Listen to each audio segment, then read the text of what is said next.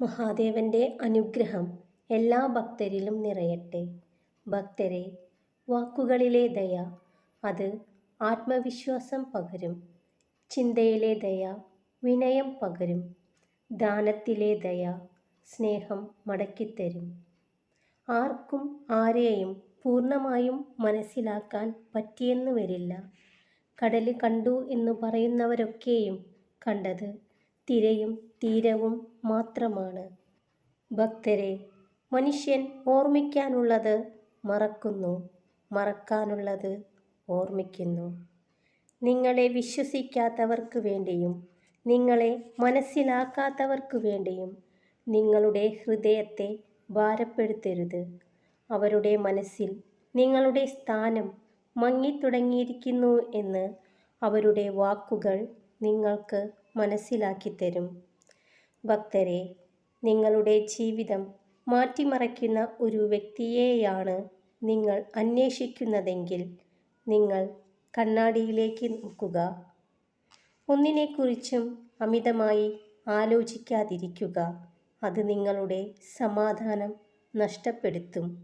ഒന്നിനു വേണ്ടിയും അമിതമായി യാചിക്കാതിരിക്കുക.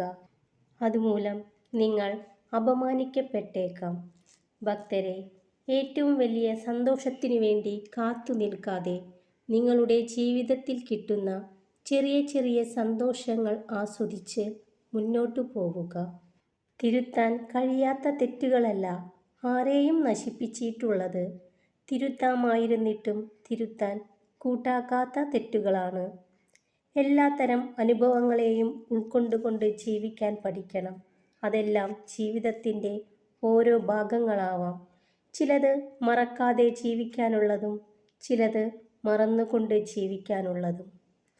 നിങ്ങൾ വിശ്വസിക്കുന്നതെന്തോ അതാണ് നിങ്ങളുടെ വിധിയെ തീരുമാനിക്കുന്നത്.